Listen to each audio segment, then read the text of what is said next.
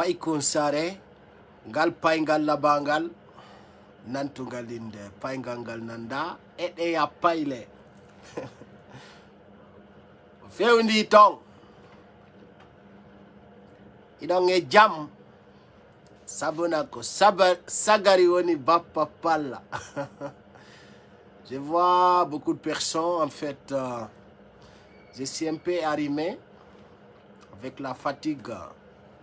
Donc, hier, je n'ai pas pu faire une vidéo. En fait, aujourd'hui, j'ai décidé de faire pour vous, pour mes abonnés. Et je tiens à vous remercier aussi, surtout pour le nombre de partages, le nombre de likes. Et je vous remercie aussi pour votre soutien. Et je vous rappelle quelque chose de très important pour nous et mon équipe. Donc, quand vous êtes au nombre de 1000 personnes, on va taper. Tabula dongandika. Ha! Sadati ayaltai. Naka birdi. Donc, udo tapo kangal gonga. Je dis bien, au nombre de 1000 personnes, on va dire quelque chose. Et aujourd'hui encore, Alpha Condé est paniqué parce que c'est ça qui nous intéresse ce soir. Pour vous dire aussi, Alpha Condé a commencé de dire pardon à la France. Avec des preuves. Quand on a dit fait de Walindra, Yautay, on dit balde no fait et non, balde sori bouilani.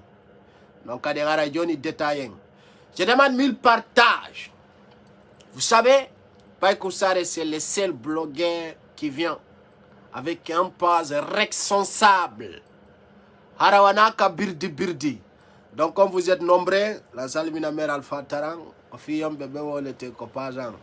les gens qui sont responsables, qui connaissent leurs valeurs, les personnes en dignité. Donc, quand je dis mère Alpha Tarang, tout le monde connaît, c'est l'homme depuis Canada.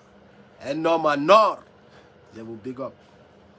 Donc, chers Guinéens, je vous demande d'abord 1000 partages. Je vais vous dénoncer mon nouveau bonheur.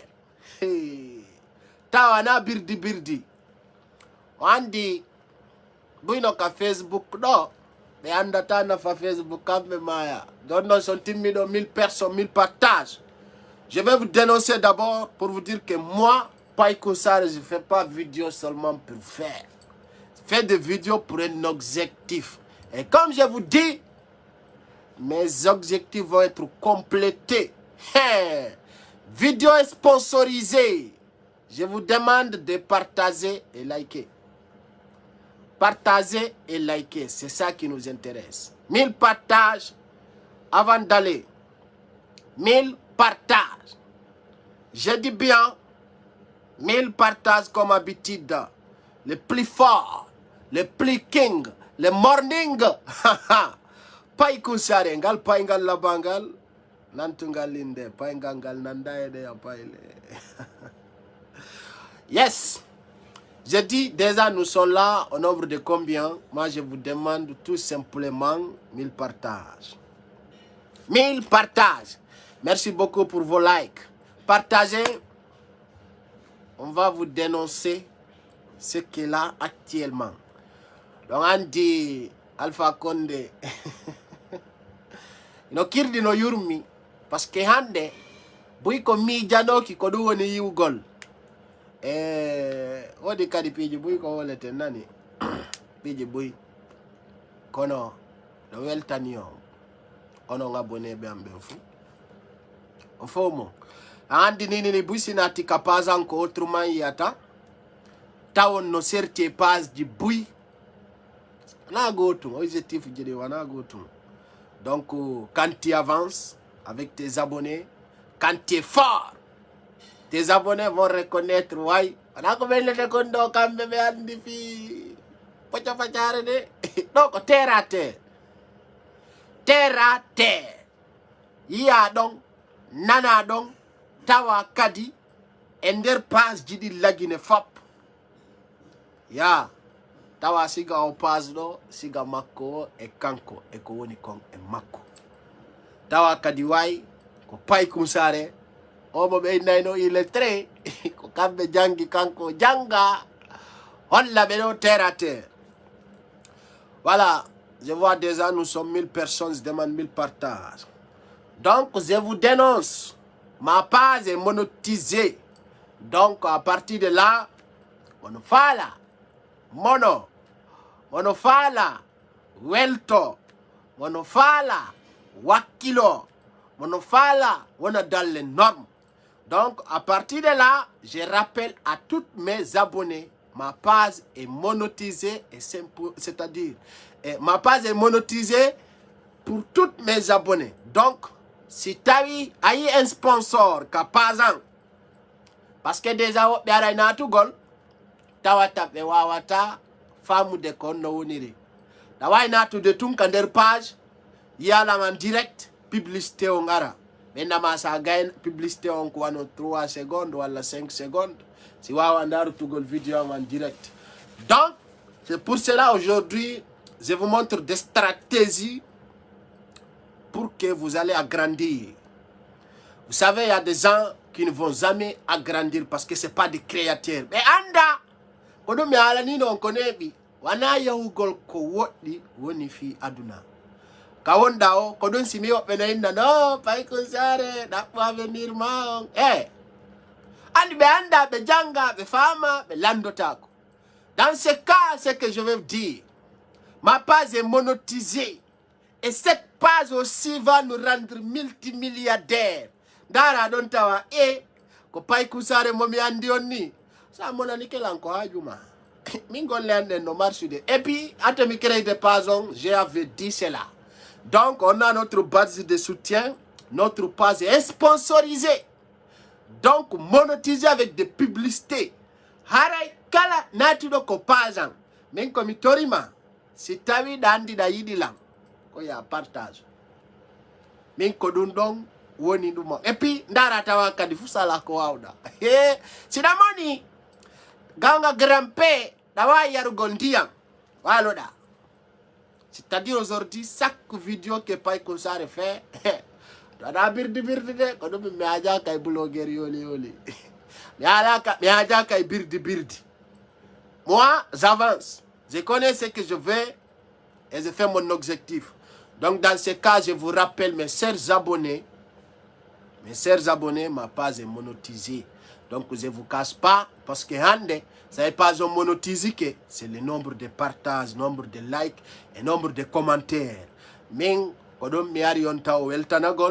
on a abonné ben faux, kala andudo no endero page, no yidi komi wadata kong, ino partage de, alay page on monétisé. Donc ça je vous rappelle. À partir de maintenant, vous allez voir des vidéos sponsorisées. Donc, l'angandi l'undon kadi et wada na yembui, wali toto ngenoke li bouche. Ande, il faut savoir créer, il faut essayer d'avancer aussi. Montrer les gens qui veulent avancer. Exemple, les gens qui disent, non, fais des trucs, parce que tu ne connais pas. Et si tu ne connais pas, demande. Ça l'indique. Wawete hollude la salmina famille ngom fo yettabe sal jodorbe Amerique fo. Donc aray ko andi tingolon dun don ko atti ko aray ko ngoto yejitali fi modon ngom fo say au page monétisé ke ande idon tawa, surtout des gens qui mettent des likes, les gens qui fait des trucs. Opene non be andaka di ko woni monétisé. Donc ko inete comme monétisation, ça aussi je vais vous expliquer en bon pulaar. On dit Facebook do wadi méthode ji si tawi ida anti konno vidéo wadirte ara ko hunde wonde responsable no way no gollirta e bambudi ma arkisema ay siduda tabuna be inni o dawgol gollugol no buri nyallugol toragol ka. Donc c'est ça haray la weltani ono be lay koy be fo partage. Donc je suis de cœur avec vous. Aray ko ngoto kwati kong musibe wombe ndarde Pay Kousare do ngandi grand P fendo doni komba ndi grand P onon do fo qui connaît grand P Il y a des gens qui vont dire non, qui est grand-père? Parce que Guinée Ndjong, alando to mo fi ben mako lando ma ko va ben andong. Alors moi on dit ko pas ben mako aïe. Donc parmi vous qui me regardent ici, qui connaît grand-père? Grand-père, grand-père Barana, grand-père Barana et A. Qui connaît grand-père parmi vous ce soir? Je vais savoir seulement s'il y a des gens qui connaissent grand-père. Ah, parmi tous les abonnés là, il n'y a personne qui connaît grand-père? Eh, balle de Tima, Ramadan, je te salue depuis qu'on a créé mon pote. La reine. Parmi vous là, qui connaît grand-père? Grand-père, aujourd'hui, il se trouve à Lomé. Grand-père vous rappelle, les jours de la Tabaski, il sera là à Dakar. Païkoussare, oh l'atako anda. J'ai toujours dit, quand je parle quelque chose, savent qu'il y a quelque chose derrière quelque chose. Tout ça pour ça. Hein? Qui connaît grand-père? Donc, grand-père vous rassure qu'il sera là. On dit, il y a des gens aussi qui ne vont jamais comprendre. C'est pas que ça revola les arabes hola qui non force angon kala comme yala nion ko dum min birdi om jabata je ne prends pas le birdi une fois que c'est birdi je ne prends pas. Voilà.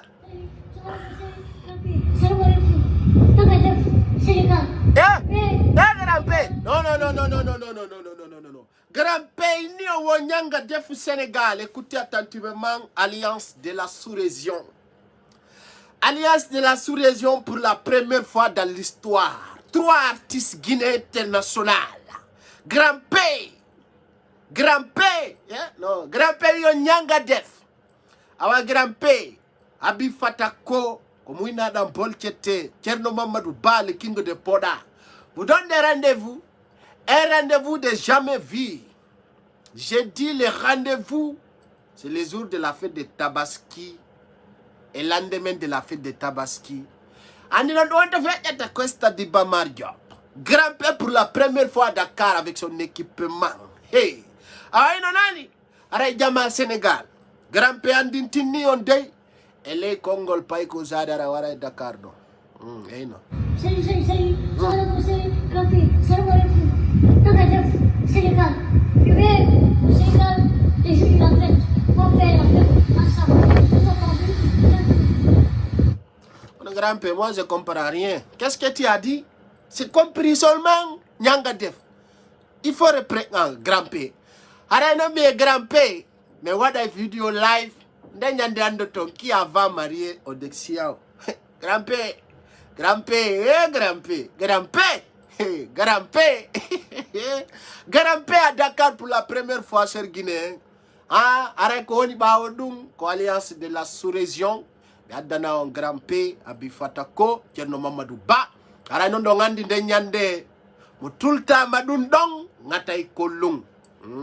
Ça tout le temps tu vas croquer ton doigt parce que ko fait yata donkong.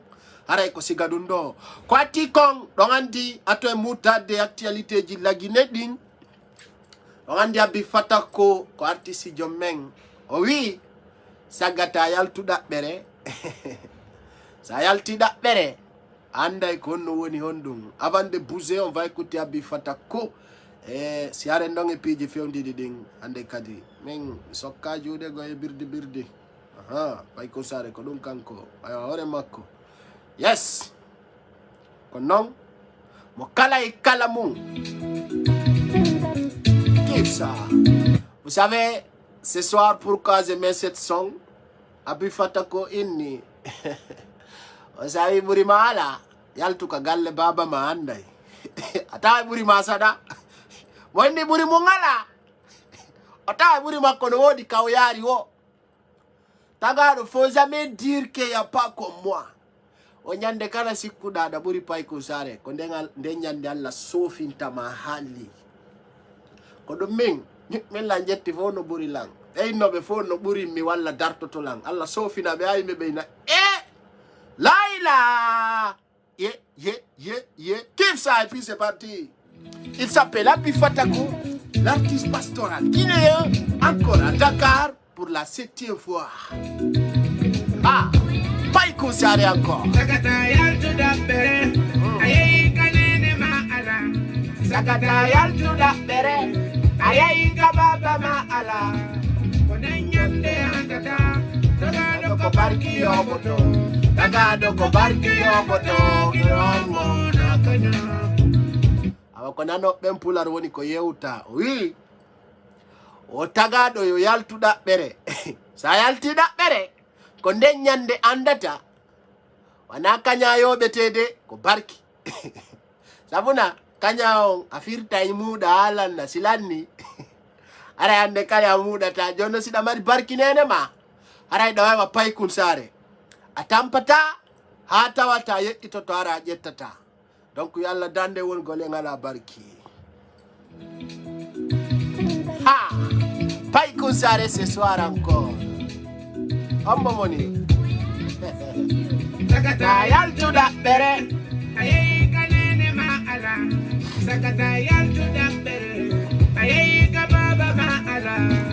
Konanyande andata. Tagado ko barki yoboto. Tagado ko barki yoboto. Kirongo nakanya. Ka. Tanyande yalmakari awondo. Tanyande salaki yabaki. Tanyande salaki yabaki. No wodi yimbe mi wala tafi me ko pagando simigo no commenta do subhanallah minnata. Tanyande salafa. Oe ba famu. Nenyande sala kile ba. Sayo pero commenta do inde yimbe go o winda do subhanallah talla nani ngo inde ben don.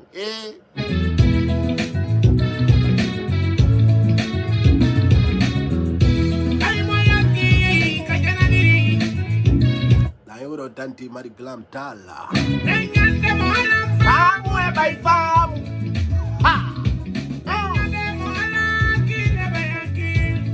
Pai kusare ancora reference.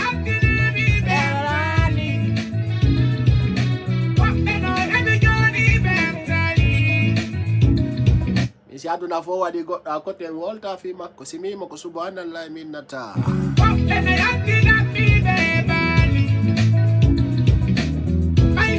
Pullo futa inni omo dudda kijuwo tako pullo don kadi wi do yo Allah ukkindire udado ino ta Allah hollindiro nani yo Allah dandango dande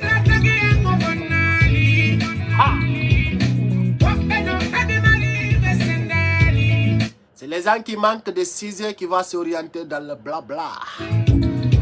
Pai Kusare à son emploi, il est bien déterminé.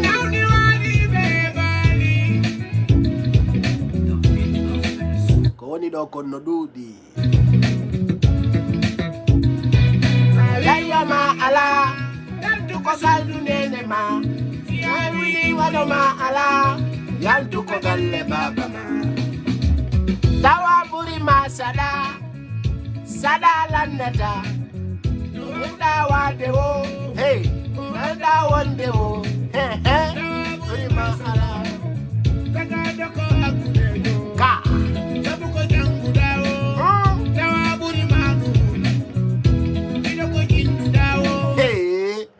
Mala size nata ta size ji birdi tawaburi manu ta jawdi wo tawaburi manu ay sidala ba yes billahi buri manu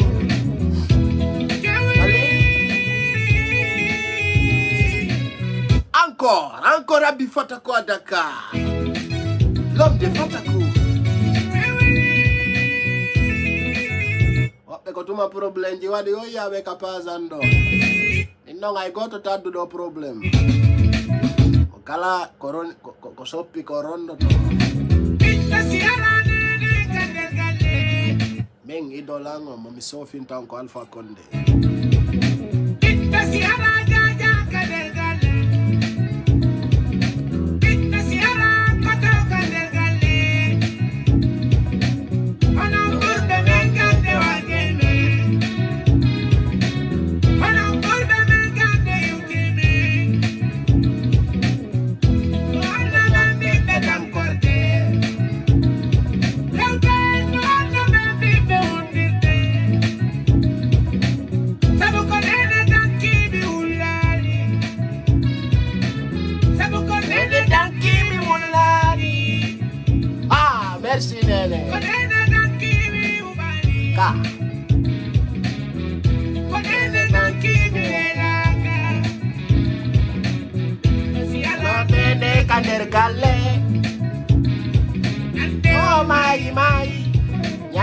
tummi maya.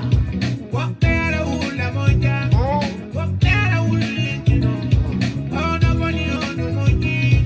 Nondonga la natanalo. Kande jete niti. Mobeta iko uli. Kone shina golu no komoji. Atawe yeso ma. Ei shina golu no komoli. Aete ikanyamo ma. Awajendo la miyote. Kagado esi bonali. Sawani nendo monjo. Go alla uyo baima. Gonna see ya wani nendo bondo. Go alla uyo baima. Gonna see ya wani nendo monjo. Go alla uyo baima. Gonna see ya wani gama nyawdi.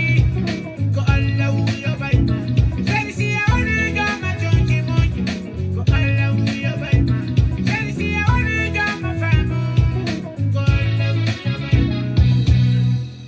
Voilà, chers Guinéens, chers compatriotes, ce soir encore, on va vous donner les médicaments paracétamol. Hoi!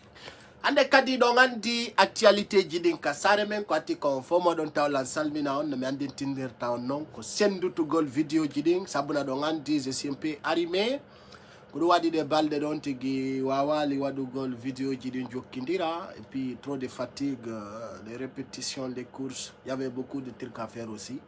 Donc, on a filmé de Yedjiti Fimon. Et comme les gens qui me connaissent un peu, ma voix a changé. Mais il faut que je vous donne des nouvelles à côté de Conakry ce soir. Aranon Kwati Kong. Alpha Condé, Bandi Rundung, la Guinée. Aïdon Andi, Alpha Condé, Mamari Katekori, Bandi Yagal. Koyata, Jet, Ya Jetati, Wopbe Ya Sapo. Donc, Alpha Condé, ko Bandiru, si Kunondu, au Darto to France. Wawani non joni hande non kanko Alpha Condé accu voilà Alpha Condé e nder bandiyagal makko ngal fo tayo gaynta parce que mi haalannomo kanko Alpha Condé, je l'avais dit haalannomo ko laaɓi pos minimo koro awata darta de France, ça peut pas être ben ko bemma. Quand je vois certains individus mal intentionnés qui ne connaissent rien, qui disent voilà, Alpha Condé, la Guinée, c'est pas une sous-préfecture de la France, qu'on fait nande. Parce que ande, ça y africain de town de Jordan, surtout Guinée, un pays à part. Parce que la Guinée, voilà, la Guinée, c'est un pays à côté. Est-ce que vous comprenez? Andermou, Alpha Condé tawide hande wata walade wata jodade wata deragol sina indugolare katigi o windani makoron lettre woy mo reconnaissance envers France afudi taw Alpha Condé ka woni don ser Guinéen buya mon anda Alpha Condé ko passeport français jogiti passeport espirudo joni non. Pour renouveler ce passeport, je suis bandi kono. Tawa mendo, andami ay koron darela. Je vais vous dire quelque chose. Alpha Condé veut négocier parce qu'il a compris vraiment la stratégie qu'il veut mêler, ça ne marchera pas. Dans ce cas, il veut aller en France pour se soigner. Il veut aller en France pour faire tout. Il veut faire ce business en France, ça ne marche pas. Andano, au taille comment, au djeja, au yabon. Andi Faransi, mais des reconnaissances, mais des weltanions, on va limer, nous faut qu'on pénale ta. Pénale, birdi, koro marsata. No ay wahonno. O andi, ender sanden. Fo jinda, kono mo kala no andi limitimu. Ming si den jindu du dara da watani la, parce que andi. Pay ku, ming buino do, be watala yide Dakar do Notre délai bédié pour ne pas me voir. Partagez s'il vous plaît. Partagez, je dis partagez. Bueno Dakar, on va marcher ensemble. Quand on a dit catégorie Diamendi, on a go to. On n'a pas de même mental. Il faut la idée, mais attends la idée. Parce que on dit kaore la mburi. Stratégie la mburi. Hein?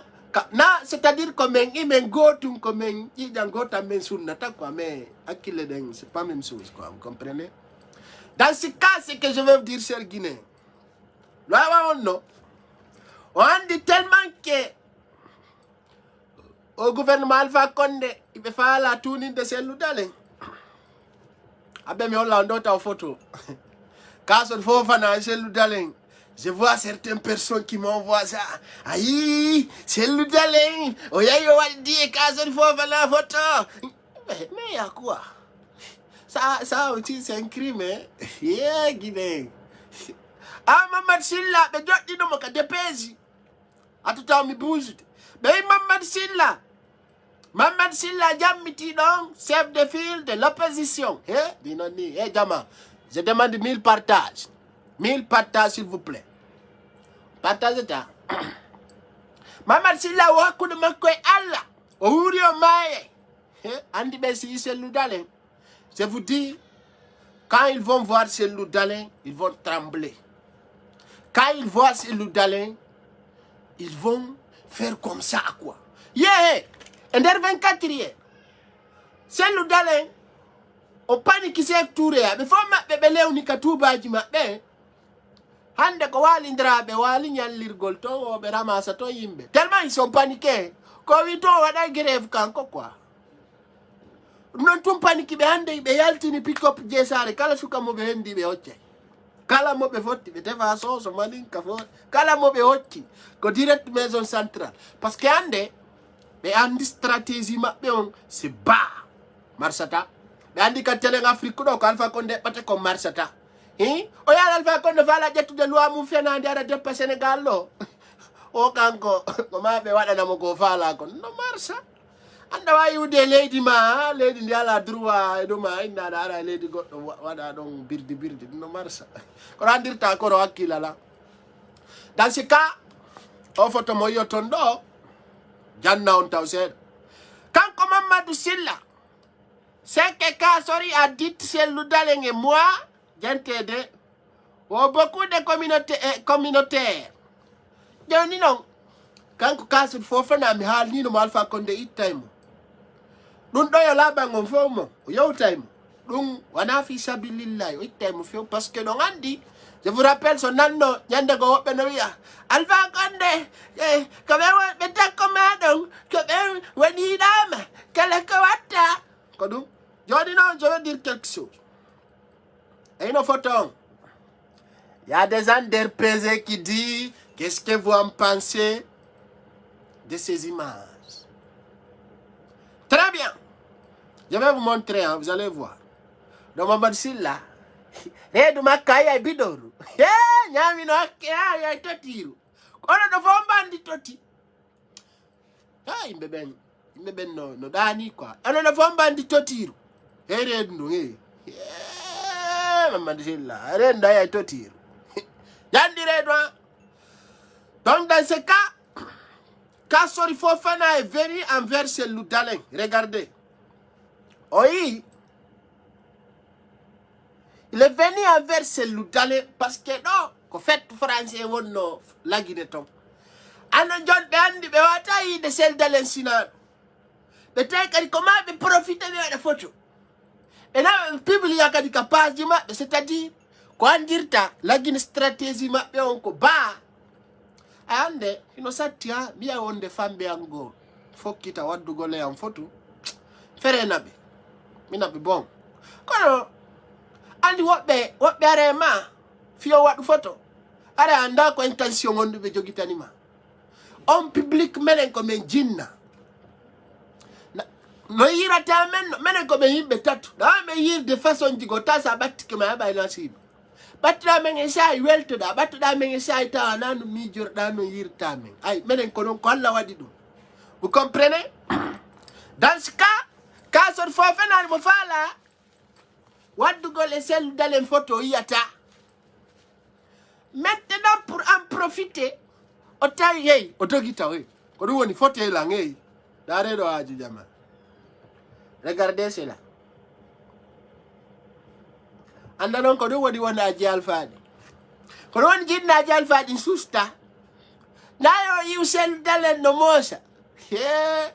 Et je vois surtout les pages de RPZ. Cellou Dalein avait des photos avec Kasori Fofana. C'est-à-dire RPZ, des paniques, des anda, affaires politiques. C'est-à-dire c'est des moutons réunis. Et tu veux dire que quand le corps du père est balancé. Donc, présidentiel doit être non attaque regarde ma ana be ware donc cel dalen tiabi birde il faut que c'est no watta fait way mo démontude dum be barmina mo wor fenan donc on vous connaît dans ce cas on doit yi ko hunde ndan da ore ma ko manipulation e falete kono marsta parce que en consciencement be wata déstabiliser hala no telen sigiri ay sorry on tong yandi don so fijirta don so bebe yowtuno be moƴƴa no moƴƴa e tianki he don so miɗo weltani yo waɗane don soɓe ɓen keer waɗanal ɓe keere way no dirde hey s'il te plaît ta jooɗo Dakar ɗo noddugol a WhatsApp way ɓe kañum kay en tant que no jogiti numéro mako wuru eɗen joni men harodiri e ɗi appel ji don soɓe ɓen telen sigiri no weltana hey fi Allah accu sonjitami koy comme boni ɗoɗagol e Sénégal ɗo noddugol goɗɗo WhatsApp uji jaɓata ɗum goy voilà pipa ele togguje quoi yiɓe no waɗi ɗumano tendi merde jaɓata ɗum goy an a famatane kono wonɗalan noddirde kono marɗa haaju eya live jangon ɗum bimbina merci sa nodda o numéro ɗo a wala ko mari important joɗagol hey o numéro o nako c'est à dire piji damɓe haala non mais siɗo mari tan je accepte mais sa noddila en 2 3 mi coupi tan mo mariɗa min mi ala ɗum o faami den y a des gens sur ma part sina problème waɗi ɓe noddatalan sina urgence waɗi ɓe noddatalan et puis min la mari équipement au complet on faami sa noddi o numéro ɗo mi kupima accu message sa wawali ɗum haya miɗo torima jeejuma pose quoi kene ko ayla waɗɗo numéro fi de bas ouverte mais arrêtez ça c'est une stratégie qui est médiocre non acce ɗum o numéro na noddugol tunde fino faala noddugo walla fino heɓi téléphone un tekkuno a yaali WhatsApp on ko iPhone 12 woni faut pas blaguer avec ça de dans ce cas on parlait fi don soɓeɓe min kala besoin ɗo e an toute une personne qui aura besoin de moi andi no heɓirtale arana 20h accatami huɓɓina live an innaɗa besoin ni non si dans mon travail il faut que respecta ɗum non a wata respectude ɗum haɗa meɗen torima jeejuma wawɗo haɗa jama e weltante donso ɓen sigiri ton e préfecture um eɗin tinnaw mettez le cœur on va avancer je vais montrer des images et des explications no imation sori on ɓe paacinayon ha yona telen sigiri ton ñoƴƴanayon 5 sori lagine on joni adri sori lagine on joni ɓeti miɗo weltani ɓe dow soɓe anen pullo fuuta inde ay wara ɗen ko ni enen hay ɓe jonni en kamoy ko ni dow son kam fijirta ɓe yawno ka or ko innete ko or ko kanŋe ka kanŋe o yaltata ton sori on faala wadde wasere nedi don sono accay ɗum don so ñamani sori ha sori sintiri telen sigiri Alpha Condé o wuuɗi tawnani ɗum hande kadi kilométre 36 ɓe joɗɗinani ɓe ko yoni sori lagino mi haalnino population esprit on wuli kat heek ngenno fedde ka ɓernde moneji ɗin no ɗuuɗi goɗɗo nelima yaw hande ko wano commune de ratoma on tumɓe yaaton gueron ko faala ɗon jatton wujjon waɗon stratégie ji gono ton kono e nder leydi ndin tele ngottu guine on ɓe bakana o ɓe memanayi sori on jente ɗo nani fenande mum wari o yejjutu s'il vous plaît onon wonɓe landarude onon wonɓe landarude ɗo min na débat ouverte minni ɗo ata noddan miɗo e direct sanani sanana nodda tum bloqué et puis min sin bloqué mam de bloquatama pour la vie mi sokka juuɗe ko goto mo numéro goto noddata ko maapi min ko numéro ji noddatami sa noddilam coupi ma insistim bloqué te woni mi accaka de min mi hajo ala e ɗum voilà parce que woɓɓe no woodi ko en tant que ɓe renuma haray ɓe noddatu sikkayno aray ɗon kafi goɗɗum walla ara ƴentoɗen ɗo nan sori on ɓe wulluna de sori on fesuno hino jama wulli ɓeti kural feleta kural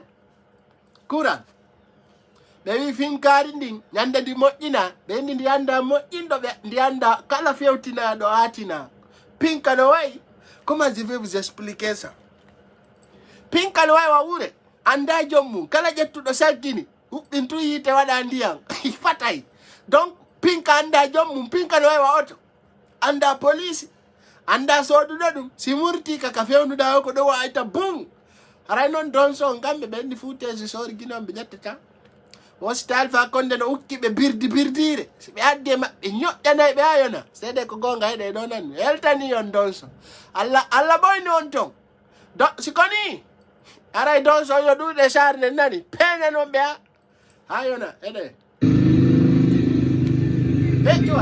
à 19h woni yawtere 2 minutes mardi 14 juillet 2021 bama mat baylo salmino lande ko tay donge jam ara yafotara mi addi image ji do nettiɗo seeɗa ara no yirde ɗum noon ni haray ko sengo hottugine haray o préfecture sigiri haray o sous préfecture kumanjum jugu haray ko ɗon min doriyano tawi hino asede haray noon laati won so wan saare waɗi to moƴƴa noon haray laati wono donjoɓe haray wañoɓe ɓe innete wañoɓe kono haray boyno ni wona wañoɓe ɗum noon haray ɓe wawi attaquede toon gendarme ɓe yeeyi noon beaucoup de blessé grave haray no yirron ɗi image ji ɗo ni ɓe holli haray wono ɗiɗo ɓen hiɓe tampi moƴƴa haray ɓen ɗon ɓe addama sengo kankan haray ɓe bakkiyama kankan haray hedditiɓe hino ñawdede sengo ko sengo préfecture sigiri en attendant haray ɗen andi won so wansa wanuno on so wansa on ko noon ɓe ukku yite maɓɓe kala arɗo tawma ka wurteɗa ɗo wonno ittete ɗo ukku yite makko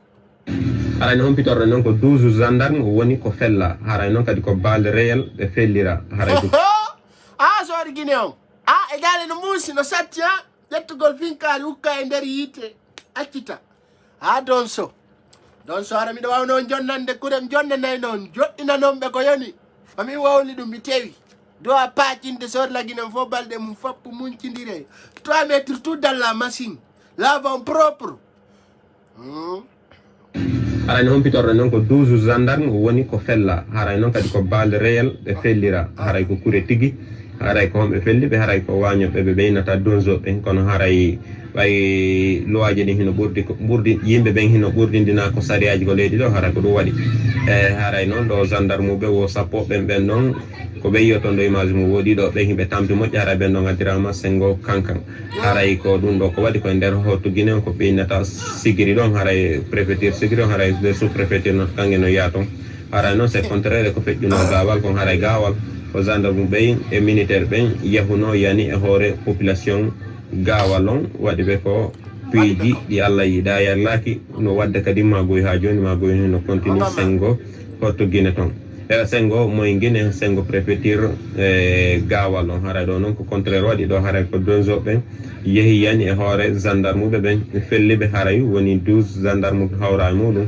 ɗiɗo ɓe mi weltike ɗum 12 gendarme fof memminayi leydi moƴƴani on yoɓe peña o hanndo Alpha Condé c'est zéro no woni trop grave haray ko ɗum fewndi sengo hotto guine toon kono ɓay haray ɗen andi sariyaji ɗin ko 2 poids 2 mesures tant que Alpha Condé no laami haray wonayi surprise c'est très important haray ko hikkete ɗon haray hoppitike wano omo ɓeydata ɗo commandant Alpha Oumar Boffa Diallo ɓeynamo awoɓe haray ɗen andi ko nannganoɗo depuis événement 11 juin 2000 min ko fi gendarme on ɗo mi falno hindo o tongo ye hino andi meɗen kala ko min haalni on min addana on preuve hino on yii donc hino na birdi haray jama ɗon andi présidentiel galen ɗan ɗo leydi Landon, windi don vive présidentiel ludalen to. Windu, tawulu. Wata wulu komindi ya windu. Windu vive présidentiel ludalen. Wata dum, aray, yawdanda. A windi,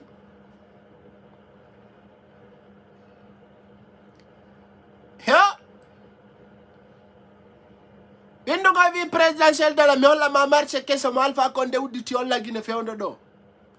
Ay tunnel. Écrivez vive présidentiel de la jama. Dare do marché. Koro no dane lang Alpha. Alpha yedo marché jama. Dare marché kanyama kuyete. Dare marché. Kayimbe jotto. Hatta koyde maade wada mbuño. Mi hay goddo defi. Lagini tay ko do yay makiti wata okora. Hey jama, ndare jama haju. Ko gonga tout va bien ngine. E hino golle de. Regardez cela. E nder dum do fo hanno wodi ani wonbe sortade hundukoji mi ya tout va bien. OK. On verra. Ay tout va bien. Yay. Labana en poy. Haray ko no woniri. Haray non Bafouy. Des hommes armés ouvrent les feux sur les agents de police blessés. Haray Bafouy don nano woniri. Bafouy ino ko inete Bafouy. Bafouy wande kilomètre 36. Wo bandi. Combien on bandi on? Rundon tum yaoton landal don mi. Bafouy, qui sont les bandits? Bafouy mi halima sawno na engal pick-up wal bale wal jodi no da. Nyande kala yurnin da hore. Ha koy bandi woni koy bawma. Acci hebugol ko duwa ko. Bafouy anda sorgine ko dugula nyande be nanguma. Be peñante otra verso fi policial tay bernema. Hakune alla. E yo de bandits ouvre des feux sur les policiers. Quand on tiar mujidi Baba minni ma ya sorto e manipulation Alpha Condé tertu won tranquille ana ko bonnuda ko saja bali nyande be jo ine media il y a des bandits à ouvrir les feux sur les policiers aïe ajabinta konto windu merci ay conscanson. Haray no présidentiel dalen moko bawe buyi fottuno ton kadi programme fi hulɓingol Alpha Condé e nder non o front de défense moɓe formiɗo haray présidentiel dalen holli wonmo no faala andude kombe woni gaño leydi ndin haray ta landito ko Alpha Condé ɓenni womo no faala hettude gonga kan e nder leydi ndin ko yo darto Alpha Condé womo no faala waɗude kala konko faala e nder leydi ndin e hoore jam moƴƴere yon tigi darto Alpha Condé yolli noon e nder mum o Alpha Condé ko bandijo wonɗo délinquant hulɓiniɗo yolli o Alpha Condé no jogitiɓe programme ji ɗin fop e nder leydi ndin ɓe holli noon haray o from moɓe formiɗo ko pacino Alpha Condé kombe nata le combat continue e nder mum tawi ɗum walanaki Alpha yo heɗitike Alpha mbaɓɓoyno ɗiɗo nden ñande jemma wonni waltata kaka DPG lagine plainte ala lagine ɓe nangati ara ɗa lambanji lagine ɓe feetide ɗum ɗo lagine kamɓe plainte ala ɓe falama nangude landota konto wonɗa walla koye galle onde wonɗa sabu won ɗum par ce que ko ɓe wonduɗa ɓen ko ɓen dénoncata ma sabu 500 000 sabu 1 million sabu 200 000 a wayrano ɗa dari tawa kangule arino ɓe yahe monté destination ala DPG donc ɓe nanguno hanki ton ɓe acciti ton kadi sabu na ɗum no mapini ɓe falaka manifestation ji ɗin reprena ay non ko tornderɗe si manifestation repreni ko lorra Alpha si reprenali ko lorra Alpha e nder muɗum ɓe yiɗa manifestation on fuɗɗi to few e sare nde ko ɓe yiɗa few onno e vastoba ɓe yiɗa o joni koɓe faala temporisugol nanga kala leader jo ay ɗum ko jikku alpha nangugol leader ɓe ɓen nangugol kala mo ɓe andi ko activiste ɓe ya ɓe hulɓinama ɓe jonna woɓɓe mbuuɗi ɗo aya kumpay kum feetu kun ɗo kono noon mi feli o andi jama miɗano e wonugol inde grenade o pasam par ce que si mi alinde makko ɗo heɓa e valeur ay téléji ɗo yata ɗi wata heɓugo yimɓe kum mari ko kumpay kum feetino yala ni o a duré trop en prison c'est devenir fou ça c'est clair kono min nawa kankon feligoy ko ɓe jettuɓe mo indi mo kalax kono an kadi a sooda woni e commune dératoma ara ko kalu walata ñalla tawa e nder commune dératoma a jindata mi alamma a jindi ɗon ɓe peñante o traverse ɗum ko min alamma min woni ko haalanma ɗum sa inni a yawato men jinda e nder commune dératoma o arsata bebinte a sikka ñiri ko kulli kono ko ay daragol a wawata kono wata indirde kala yaltuɗo si ɓe ɗo woni ko muusi ko ɗum ɓeɗata wonki tedda siga kungen no sorto illegal tete personne qui sort il va brûler impune sur moi joɗo ɗon a tardi a jawi e ɗaningal kono a anda koye ɗaningal montuɗa ɗaningal en voiture qui est pourri là c'est là que tu as monté t'es une personne qui sort oh non para à te faire foutre hersinanimaga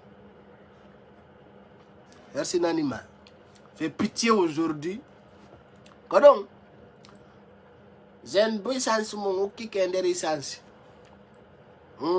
ñamugol mbuuɗi ɗo nana inde ɗum vous comprenez c'est des mots on nana e fii ɗum ɗin noon e jaale ɗon ko ni way tawon kadi ko non way ana birdi parce que dans ce cas c'est que je veux dire nous sommes pas contre personne mais c'est des personnes qui se disaient jeunes de l'axe et ils savent que c'est des traites ko ɗum ɓuri yurmude quoi ko ɗum ɓuri yurmugol e nder saare nde que dans ce cas c'est que je veux dire voilà chers Guinéens chers compatriotes guinéens ce que je veux dire ici aujourd'hui la stratégie d'Alpha Condé est bas pour tout le monde hande wana courant wana ndiyam va vous montrer la capitale de Conakry. Vous allez voir avec vos propres yeux iyon ando way ɗo ko lagine ni wana Samakala kombo andi ɗo tare ɗo haji jama Conakry plein capital oyika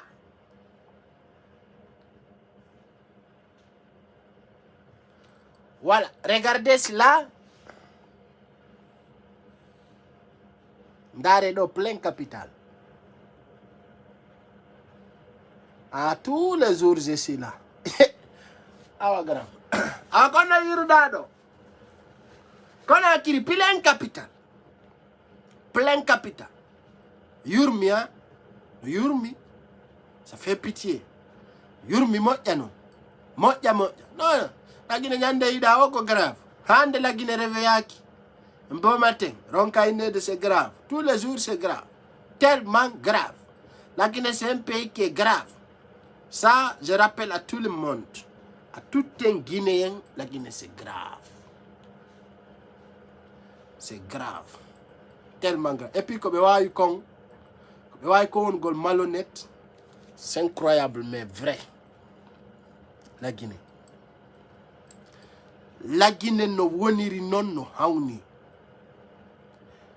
no woni grave awa jama manifestation jiɗin fuɗɗi toto woni e nder saare nden Conakry wono faala wakkilo wono faala acca ɗon haray kala manifestation wonɗo départude ko yimɓe ɓen wakkilo.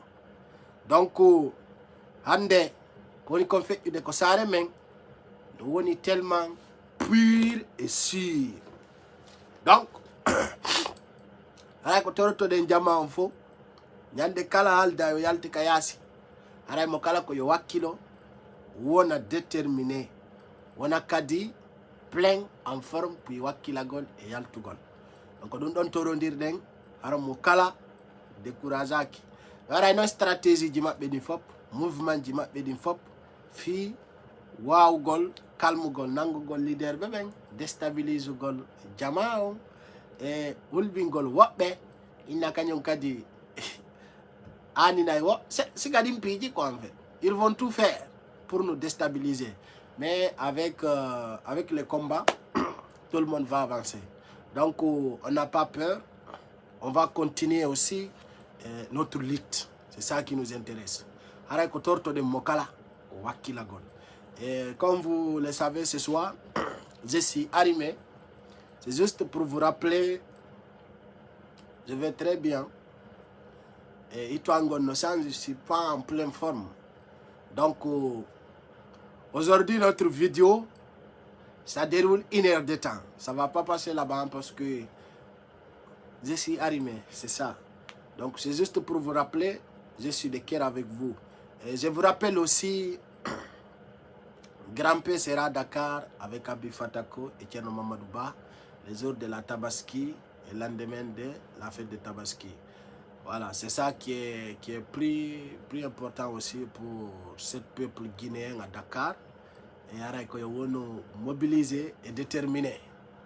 Donc l'angiro ndaro belamben fou mi andi tinta on kadi e wano imaci gono wodi ko laamu ngon tigi produisata ɗi wana Alpha Condé innata ɗo kanko o hula la Guinée c'est un pays souverain hande laaɓani on fo Alpha Condé mo jeejude France fino hajuji makko marsira o janfo ɓiɓɓe leydi ndi aɗon andi e nder duuɓi sappo ko laami kon o wi dey mo laami o wawani moƴƴinande hay hunde sina ko boni sendidirgol ɓiɓɓe ɓen piira sendidira mawɓe e waɗa piiji fo e hoore ɓiɓɓe guinéɓe ɓen.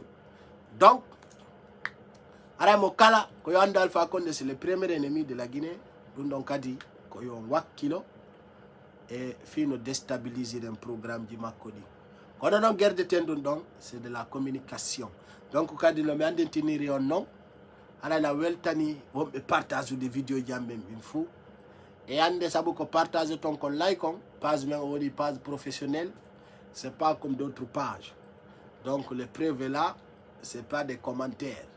Donc nous sommes de cœur avec vous et merci beaucoup aussi pour votre soutien. Nous sommes ensemble et Inch'Allah beaucoup de choses viendra et il y aura beaucoup de choses aussi avec vous et Inch'Allah. Avocat noir, il y a beaucoup de personnes qui doivent venir. Bon, ni me wataje today got parce que même moi en personne je suis pas en forme. Donc je peux pas inviter des gens, mais peut-être d'ici quelques jours on va essayer de moderniser les choses comme il faut. Si Allah Landon Jabi, aray ko goto fappo mon la big up pion. La yidion. Et autant. Oh, je sais que il va venir, il est parmi nous. Beaucoup de personnes vont venir. Nani, Yeditali Kadi, Tola, on va l'inviter, je n'ai pas oublié. Seulement, actuellement, je suis tellement occupé avec le travail. Voilà, c'est ça. Mais Salah Jabi, on va voir. Ne vous inquiétez pas, on va essayer de les inviter tous. Nani, on map. Il faut un invité, mais il est en forme. Salah Jabi. Là, je ne peux pas prendre des gens ce soir. Donc, comme il va donner un autre, c'est pour vous rappeler.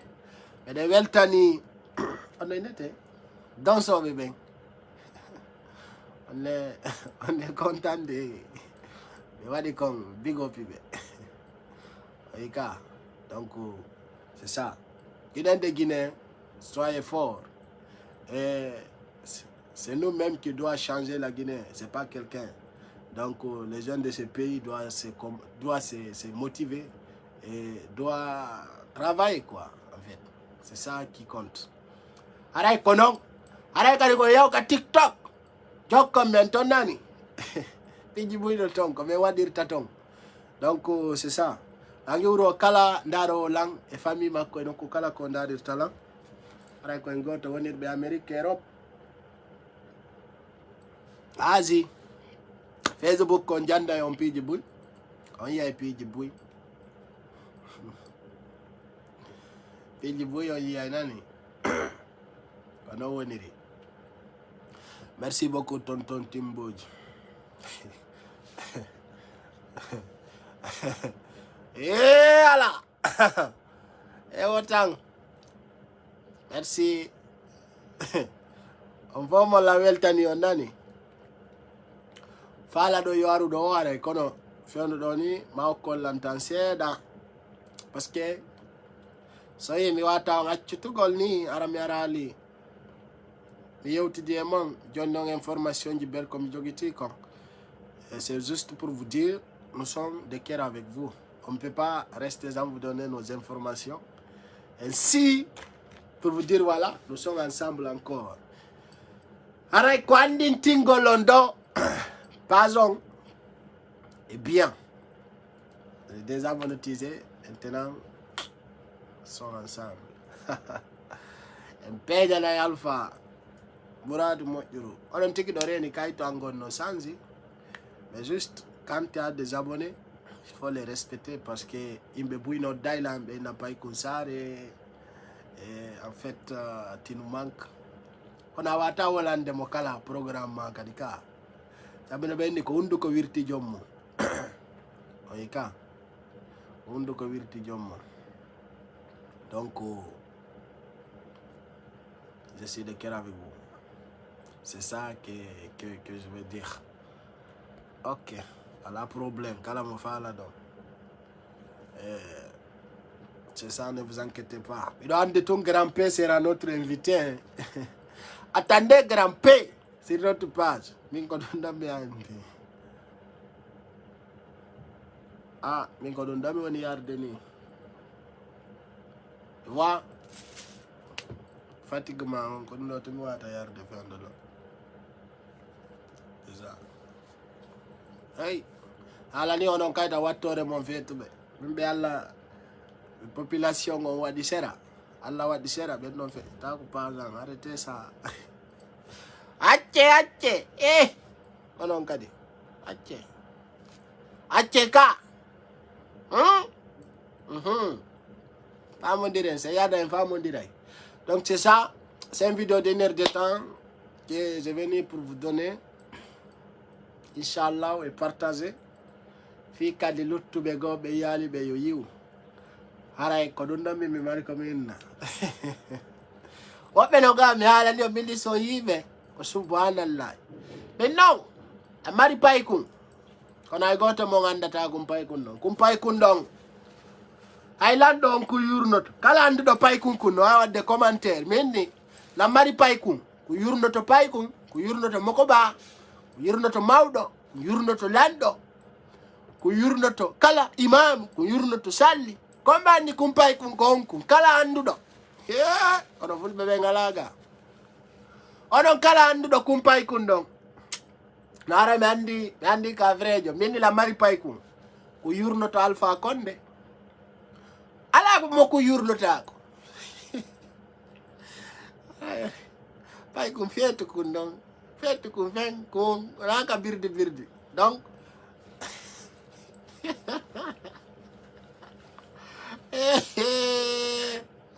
kala andude no way commentude acca don nani pay kun voilà, je vous souhaite bonne soirée, au revoir. Comme pay kun don kala andudo kun aray je vous embarrasse.